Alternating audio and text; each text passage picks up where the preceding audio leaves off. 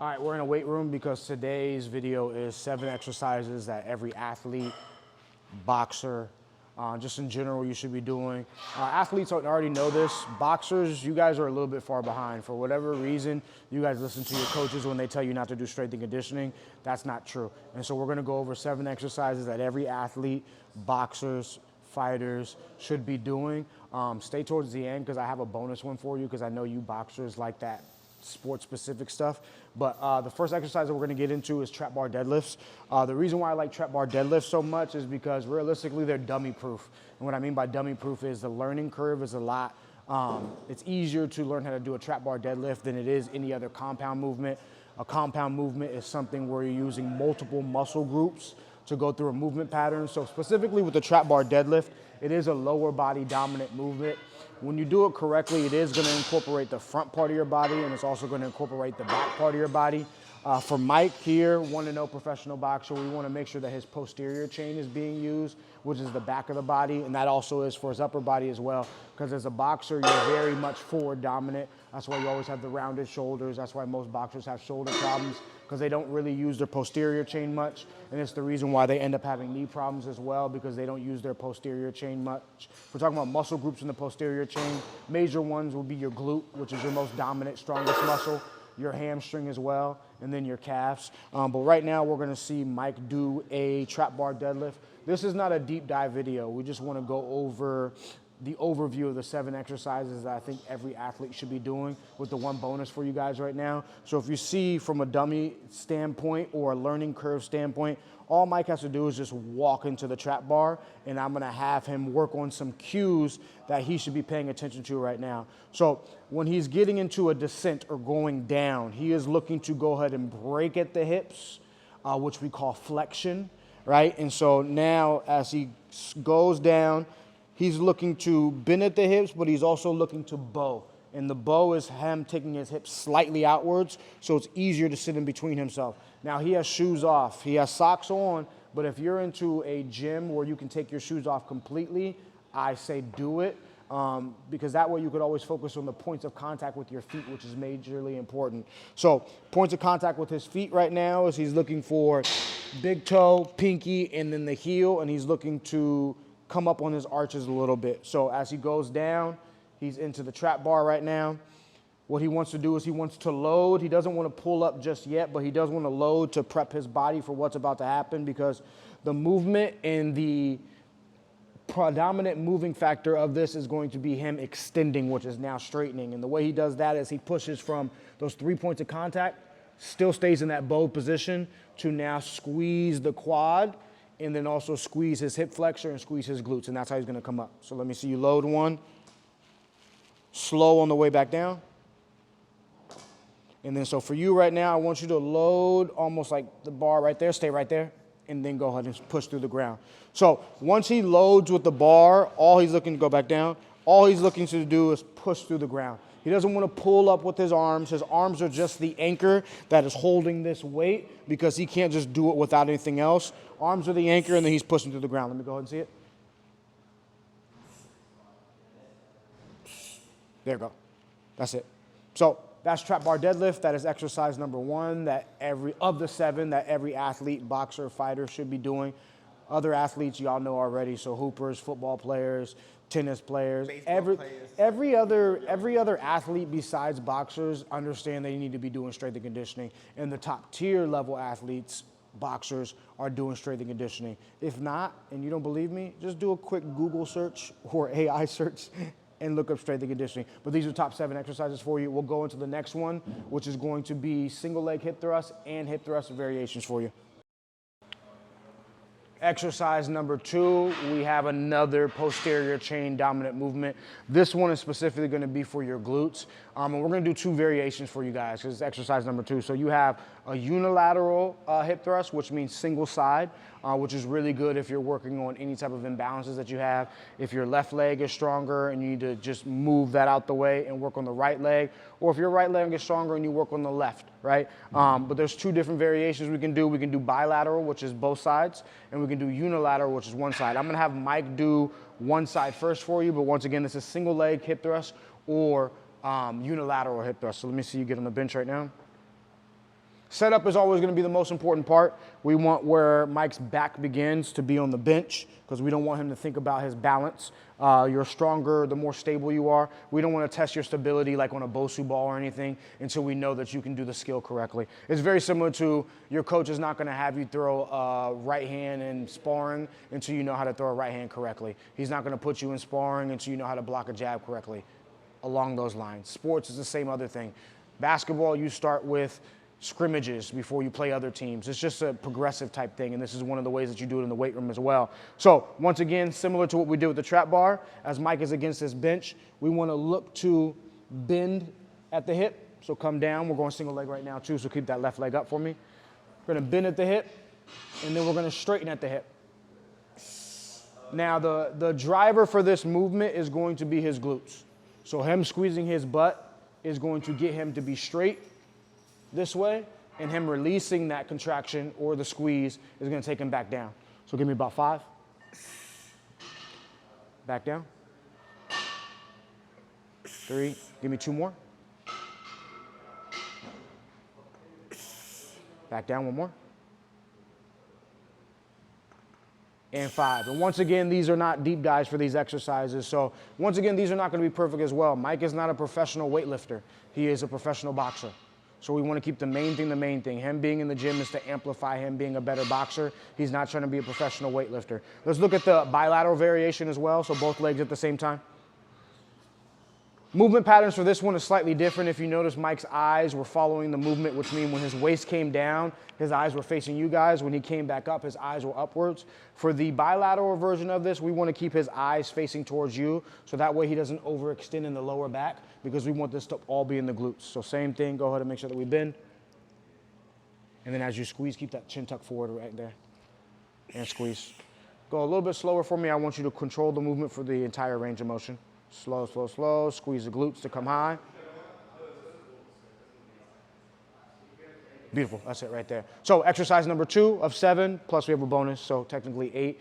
That is single leg hip thrust and bilateral hip thrust, or hip thrust, single leg hip thrust, unilateral, bilateral. Those are 2 variations, but 2 different exercises that are going to work on your posterior chain, predominantly your glutes. We'll get you into the next exercise. Third exercise, I'm sure you guys see a common theme. We're working on your lower body and your posterior chain. Single leg landmine RDL is another exercise that's good for you from a unilateral standpoint. So if there's any imbalances that you need to work on, we can work on with them here. The main movement patterns for this, or the main muscle group that's involved for the single leg landmine RDL, is going to be your glutes, but it's also going to be your hamstring as well. The slight difference with this one is we're going to look into doing a bowing standpoint, which means I'm not only going to come straight back here, I'm also going to rotate as well, because we're rotational creatures. Everything that we do is not linear or lateral. There's rotation involved. Even me pointing my hand towards you is a rotation to come your way. So there's rotation that happens from my shoulder all the way through my fingers. So we're going to do the same thing with the single leg landmine RDL. We're going to have Mike get into it. And if you notice, as he does this one here and he lifts the left leg to give himself balance, once again, stability is where we test our strength. We don't want to remove our stability. We're not going to be able to be as strong. So right now, if you notice, his left leg is facing you guys right now. As he comes down, that left leg is going to slightly rotate outwards towards his right, about right in there. Slight knee bend. For this exercise, you don't have to come that far down because it's going to incorporate too much hamstrings. We only want to take the fist past the knee, come up, and then go ahead and look to bend. He has a bad right leg. So if you notice, this is the example as far as for why you should be doing strength and conditioning, because it's going to fix a lot of the ailments that you have. Doctors are supposed to tell you to take a rest, because they're going to tell you to take a rest, because rest is going to help alleviate pain, but it doesn't strengthen the muscle. So as soon as you're done resting, you need to strengthen the thing that was the trigger that told you that something is weak. Right now, Mike's right side and predominantly his glutes is a little bit weak. So the movement pattern for you, Mike, if you look at me as well, if I have the bar right here and I have my hand right here, right in the middle, right? I'm gonna come slightly down that way. I like to put my hand on the muscle group that I'm working on, which right now is going to be my right side. And so now as I come up, I'm looking to straighten and extend into the ground. Slight knee bend, slight rotation, and then go ahead and come back up. So face the camera a little bit so you see, because that's where that rotation is gonna be. Go ahead, slight knee bend down, keep it here, and then extend straight through. Go down, and then back up. Perfect. All right, so that's single leg landmine RDL, exercise 3 of 7, but plus we got a bonus 8 for you as well. But if you notice, the theme is posterior chain that we're working on and lower body compound movements. This is not sports specific stuff in the aspect that you see Mike with gloves on and he's punching in between stuff. Right now we're working on strength, and that's what strength and conditioning is.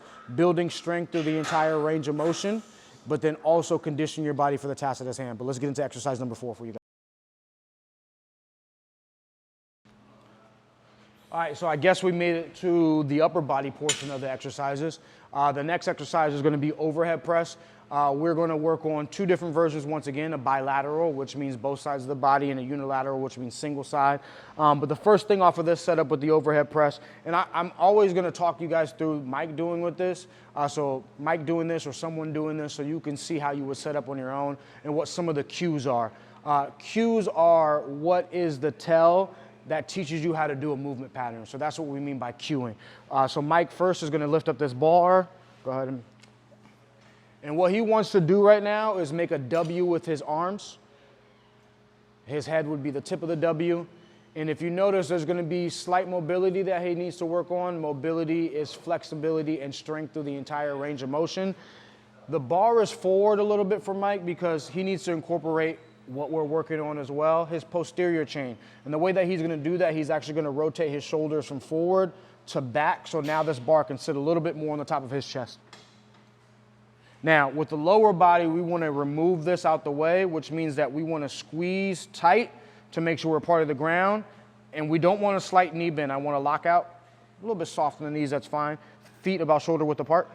So bring them a little bit closer, closer, closer, closer, closer, closer, closer. Right there is good. And then so now from here, we're able to rotate those shoulders back, put the bar on our chest. And the way that we're gonna push this bar high, I want Mike's head to be high and looking towards the ceiling first. And then now as he pushes with the shoulder and he goes about halfway, he's gonna remove his head to now be looking down, come over the top all the way high, high, high, push, push, push all the way through. So now with his head down, you can see that he's working on the rear delts as well, which is the back of his shoulders. And then now when he comes back down, it's more anterior, which is the front of the shoulders, and a little bit lateral as well. So once again, your head is down, or your head is up, and then as you push about halfway through, head will come down. Come back down, and back up. So that is the bilateral overhead press. If you notice, we have protagonist muscle groups and antagonist muscle groups. What does that mean? It just means that you have the muscle groups that are doing most of the work and the muscle group that is a secondary part of it. So anytime that I look to push up, my shoulder's job is to push things away from me, right? Or push me away from things. My lat's job, which is the reverse part of the shoulder, is to pull me towards things or pull something towards me. So if you look at this movement pattern, as I push up, that is going to be the front part of my body that comes high. Now as I go ahead and pull down, my shoulders are still resisting this weight, but I can really incorporate using my posterior chain in my back as well on the way down. So I say that to say that there's not a lot of things that you need to be doing in the weight room. You do need to be practicing movement patterns and getting better at them. But once you get really good at a particular movement pattern, you can be efficient with pushing through the shoulder and incorporating the back to go ahead and pull back down, because you need to get back to the main thing, and the main thing is your specific sport. Doesn't matter how athletic you are, if you suck at your sport, you're gonna be the athletic person on the bench. And if you hoop, that means that you're the dude who's dunking in warm-ups, but you never take your warm-ups off. If you're a fighter, that means that you look really good in sparring, or you're a sparring warrior, but you look horrible in fights, because your game is practice, because you'll never see the real floor. So keep the main thing the main thing. The weight room is the amplifier. I said I want to show you guys a unilateral version of the overhead press, so we're gonna do that right now. So Mike, go ahead and stay right there. I'm gonna grab a dumbbell for you.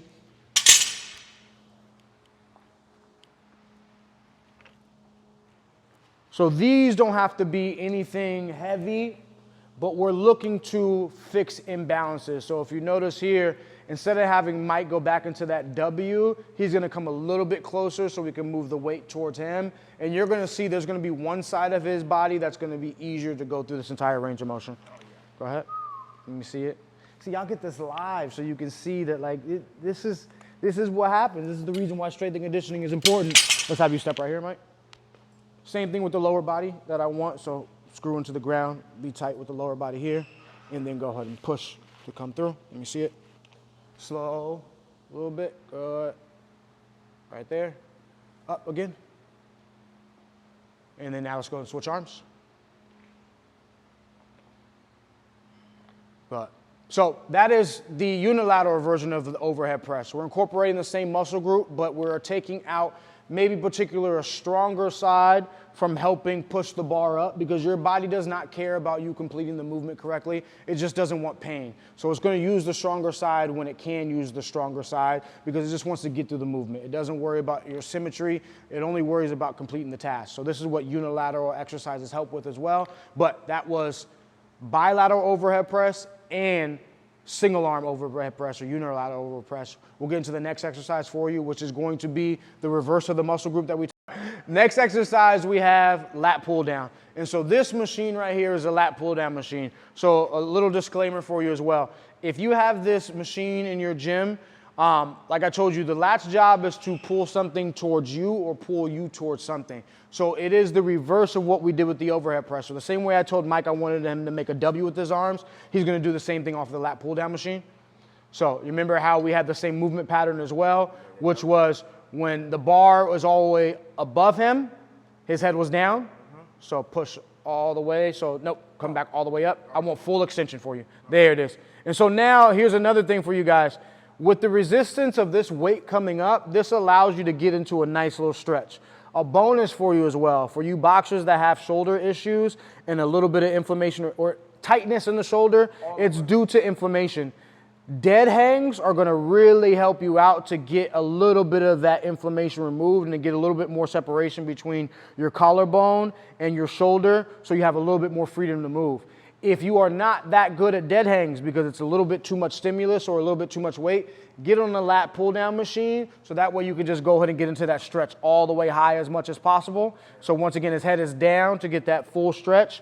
Now, as he starts pulling downwards with his back, which is his lats, he's gonna take his head high, and this bar should be able to rest about right there. If it can't rest right there, that's because he's not rotating his shoulders backwards like he should. So now this bar has a place to sit. The common theme for you guys is, you guys think of lifting weights as bodybuilding. No, that is the sport. But building your body is something that you need to do. Bulletproofing your body is something that you need to do. So when we talk about isolations, the big benefit with isolations is it removes all the other distractions out the way for you, so you can really focus on the muscle groups and cueing that need to happen to reinforce good movement patterns. Reinforcing good movement patterns makes sure that you don't get injured. It makes sure that you're strong. It makes sure that you're athletic. It makes sure that you're coordinated. So that way when you're in your field of play, you can focus on the task at hand and make sure that you're moving people when you want to move them, and you're not being moved when you don't want to go ahead and be moved. But this is a lat pull down machine. This is mainly for your posterior chain and your back. For this lat pull down, this is a little bit more upper back for him. We have the unilateral version, which is the single arm version, where we'll go ahead and incorporate more lats for you, but we'll go into that because we're going to use the cable machine for this. Because we have to strengthen it. You can't just avoid what needs to be done.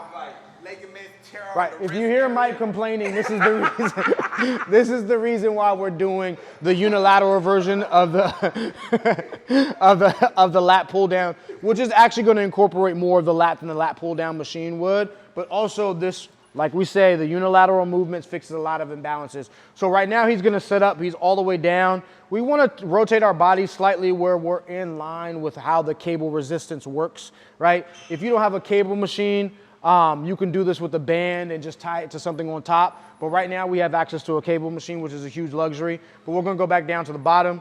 And what he wants to do is he wants to make sure that he sets his body up where the major movement of this, the major driver of this movement is the muscle that we're trying to work on. So now from here, think of this as a bow with his hand. He's about right in there. I would say take your thumb off because we want to drive. There it is. Now from here, you're gonna pull big arc with the elbow, right? So I don't want you to have your forearm, which is this part of your arm, touch your bicep. I want you to keep 90 as much as possible, and you're thinking about pulling with this. So go down, stay right there, that's good. You feel that contraction right there? That's all we want, come back up. And so now for you, you're thinking chest like this. Good morning, sir. Good fella, how you doing, man? Long time. All right, it's been a minute. So right there. Years. I got you. That's Nick, by the way. He's getting recorded. He didn't even know it. We'll go ahead and pull down. Rotate open a little bit more. This way. This way? Open. There it is. Oh, okay. There it is. Pull back down, and we're coming back up again. So we're only showing one side for you guys, but you would do this both sides, right? Because it's a unilateral movement. It's going to help with any imbalances that you have, but this incorporates the lat, which is your back, a little bit more than the lat pull down machine if you're new to that movement. But that is, we're gonna get into the next exercise for you. I think we got a couple more. Wait, how many exercises is that? We had trap bar deadlift, we had hip thrust, we had single leg landmine RDL, we had overhead press, we had lat pull down. Next, we're gonna get into farmer's walks. That's 6? That's 6. We'll get into farmer's work. I don't know.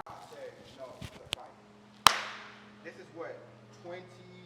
Yeah, but that's it. Pick my daughter up like this. But you gotta use this as motivation, because it's like if you're able to fight at the level that you're able to fight with, and you have all this stuff going on, imagine as far as mentally how you're gonna feel when all that stuff is right. So next exercise for you, we have farmer's walks. What are farmer's walks? Think about a farmer carrying stuff. However, we're doing it one-sided right now. You could do both arms if you want to, but we're doing this one-sided right now. What this is gonna work on is your sides or your obliques and your oblique sling.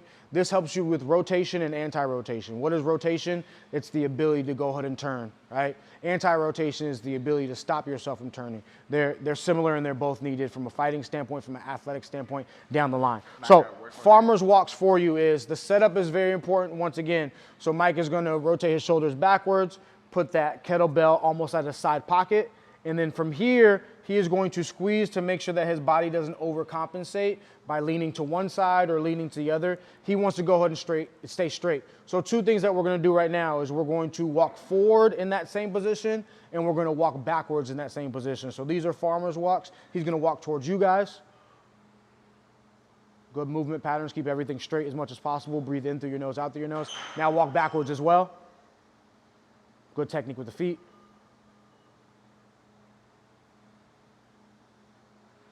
And that's farmer's walks for you guys. Once again, this is not a deep dive. We're just going a quick overview of all 7 exercises plus the bonus that you should be doing as an athlete or a boxer. We're gonna get into the next exercise for you, which is a low-level plyo. And when I say low-level plyo, we call it low-level because we can progress and we can also regress from it. But we'll get next into that before we get into the bonus for you guys. Plyometric for you guys, this is the one that we discussed. These ones are Pogos. This is the assisted version. Now, when you're doing Pogos and you have these bands, there's a couple ways that you can look at this from an intentional standpoint. You can use the bands to get higher, so you have to focus on landing a little bit more. You can use the bands to assist you where you're jumping and it takes some of the resistance if you're doing jump rope, just so we can reinforce movement patterns. What we're doing with Mike today is we want to take the resistance of the land for him so we can have him understand what part of his foot that he's pushing off and what the rest of his body is supposed to be doing. So his whole entire body is going to be stiff for the most part. So that way he's pushing and he's loading from the Achilles, which is the back of his heel, and that tendon that's there. We want to make sure that he's pushing off his foot pad, the front foot pad. The way we do that is by the big toe and then also the pinky. So he's going to put his arms in here. He's going to control how high he goes. We're going to remove a lot of the distractions for him. And all he is looking at doing is keeping his upper body, keeping his whole entire body tight. And he's just going to do small little bounces on his big toe and his pinky, keeping his body tight. So give me about 10, just nice and loose. So that is a low-level plyometric, specifically Pogos. And other forms of plyometrics, if you're looking at banded lateral shuffles, if you're looking at A-skips, if you're looking, plyometrics are just athletic movement for the most part that you're gonna get involved in, and you can regress or you can progress. What we want with Mike is to reinforce good movement patterns.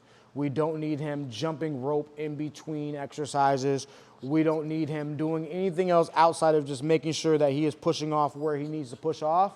And we don't want to add any extra resistance or stimulus that may mess up movement patterns. So something small and simple, but that is a form of a low-level plyometric. We are getting into the bonus exercise for you guys. The reason why it's a bonus is because I needed to reinforce the importance of strength and conditioning and how it actually involves weights. It actually involves resistance. It actually involves you getting stronger. But now we'll do a fun one, which you see most boxers do, you see most athletes do, and he over here acting a fool on the side like a little kid. Probably, I don't know. So now we're gonna get an anti-rotation and rotation with the band for you guys, but you'll see in the next exercise.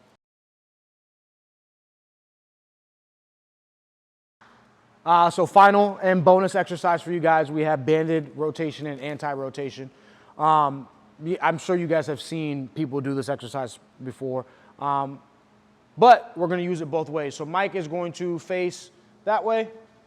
We want this band to be midline. Now, how far he goes away from his fixture that he has his anchor to is gonna determine the amount of resistance that he has. I'm not big on testing the resistance right now as much as the movement patterns, so take a little bit more step to your right for me, please. And then you're gonna go shoulder width with your feet, so almost the same way that I am. Oh. So face the same way. Same, Yep, same exact way. And so get closer to, now I want this band to be midline right in front of you. There it is. And so now everything else stays tight. And the only thing that is driving the movement from the right to the left is gonna be you rotating with the upper body. Rotate, that's it. Control it on the way back, just back to midline. Right there, back over. So this is him rotating, right? Now, for you guys, when we talk about anti-rotation, that is the ability to stop your body from rotating. So now I am a little bit more concerned about the resistance because I want this band to try to pull him this way, and his job is to go ahead and stop it. So take about 2 small steps to the left, right there. Now keep this band midline once again. And so now I want you to hold this position. Don't think about rotating, hold this position. So push the hands out all the way forward. Hold right there and squeeze, and we got about 10-second hold. 10, 9, 8, 7, 6, 5, 4, 3, 2, 1. Why do we call that anti-rotation? If you notice the way that he just released the band, it automatically just went that way. So when we anchor the band to something and we have to hold it midline, we are preventing this band from rotating us, which is very important when you need to stop a punch, when you're moving from a basketball standpoint, when you're moving from a football standpoint. This is athletic movements. And if you notice, the entirety part of this video, or the entire part of this video, is having you guys understand that strength and conditioning is something that is outside of your sport-specific training. That is skills training. Strength and conditioning is an entirely different training that amplifies your field of play. You shouldn't be doing one without the other. You shouldn't be doing one without the other. If you don't believe me, Google strength and conditioning programs, or Google what athletes do strength and conditioning. For you boxers, I'm sure you've seen the recent Usyk videos of him killing it doing strength and conditioning. Same thing with Terence Crawford doing strength and conditioning. Canelo, I can go down the list. So once again, as I always say, use these videos as breadcrumbs to go ahead and do research on your own. Don't trust anybody. Your career is in your hand. However, if I were to suggest 7 exercises that you need to be doing as an athlete, these are 7 of them with the bonus. If you're not doing any of these, you might be having an issue. If you are doing some of these, that's good depending on what the rest of your strength and conditioning program is. But 7 exercises you should be doing as an athlete, fighter, or somebody just trying to be in shape overall with the bonus for you. I'll see y'all in the next one. Comment, ask questions. What y'all ask me, I make videos on. But we have deep dives. What he said, don't ask no dumb questions.